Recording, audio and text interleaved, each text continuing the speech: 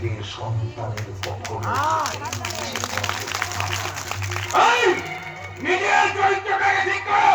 তুই তোর চরিত্রের কথা ভাব। এই মাত্র তোর মুখ দিয়ে যে ভাষাটা বেরিয়ে এলো তাতে কিন্তু তোর চরিত্রের প্রমাণ এখানে সবাই পেয়ে গেল। একটা কথা জেনে রাখবি, চরিত্র হচ্ছে দোকান, মুখ হচ্ছে তালা। তালাটা খুললেই বোঝা যায় দোকানে কি আছে।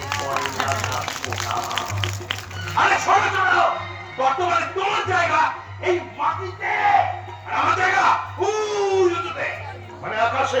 তাহলে তুইও শুনে রাখ, আকাশে শকুন উড়ে বেড়ালেও নজর থাকে মাটিতে ভাগাড়ের পানে। তাই তুই শকুন করে আকাশে থাক, আমি থাকবো মাটিতে। তার কারণ মাটি হচ্ছে আর এক মা। গর্ভধারিণী মা যেমন তার বুকের দুধ খাইয়ে সন্তানকে মানুষ করেন, তেমনি এই মাটি মা তার ফসল দিয়ে সন্তানদের প্রতিপালন করেন। তাই মা আর মাটিকে আমি কোনোদিনই অসম্মান করতে পারি না। দেখছি শুধু মুখের কথায় হবে না, এবার তোমার আমি ধক্কা দিয়ে বাড়ি থেকে দাঁড়াবো। এই গাদো দূর হও।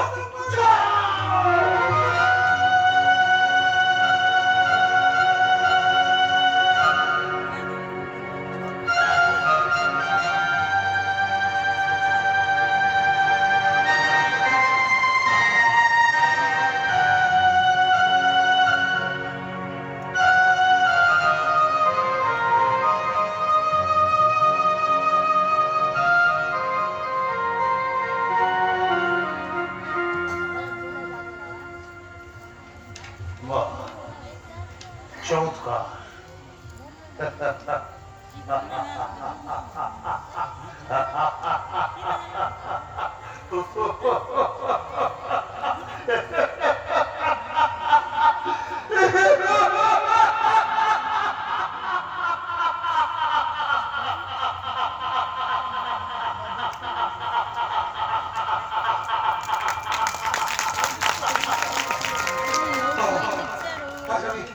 সবার গলার কাঁটা, সবাই মিলে সেই কাঁটা উপরে ফেলতে চাইছে।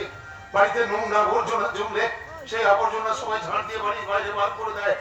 আমাকে নোংরা আবর্জনার মতো এরা সবাই বাড়ির বাইরে বের করে দিতে চাইছে। আজ আমি পরিষ্কার বুঝতে পারছি একটা মানুষের জীবনে টাকার মূল্য কত। যখন আমার চাকরি ছিল, আমি প্রতি মাসে মাইনে পেতাম, পকেটে টাকা ছিল, এরাই কিন্তু আমার কত আপন ছিল। আর চাকরি নেই, মাইনে নেই, পকেটে টাকা নেই, কেউ আপন নেই, সবাই পর পেয়ে গেল। এই মুহূর্তে নিজেকে ঘড়ির মতো মনে হচ্ছে। প্রয়োজন ছাড়া মানুষ কিন্তু ঘড়ির দিকে তাকায় না। প্রয়োজন মিটে গেছে, আমার কথা আর কেউ ভাবছে না।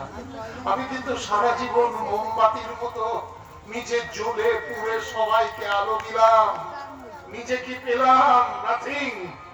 তবে একটা কথা তোমরা সবাই জেনে রেখো, বন্যা যখন আসে তখন কিন্তু মাছেরা পিঁপড়ে খায়, আর বন্যার জল নেমে গেলে মাছ মরে মাটিতে পড়ে থাকে, পিঁপড়েতে তখন মরা মাছ খায়। এটাই বাস্তব।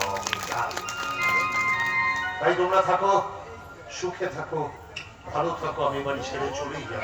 এতদিন একটা ভালো সিদ্ধান্ত নিয়েছো, আপাতত তুমি এই বাড়ি ছেড়ে চলে যাও। যতদিন এই বাড়ি সবাইকে ছেড়ে আমাকে নিয়ে আলাদা থাকার ব্যবস্থা করছো, ততদিন আমি বাপের বাড়িতেই থাকবো। যাচ্ছি, তবে মারাত্মক একটা অভিজ্ঞতা নিয়ে যাচ্ছি। কি অভিজ্ঞতা? আপন মানুষ চেনা,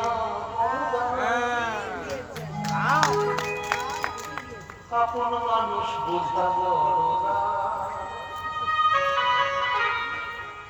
আপন মানুষ চেনা বড়, আপন মানুষ বোঝা বড়।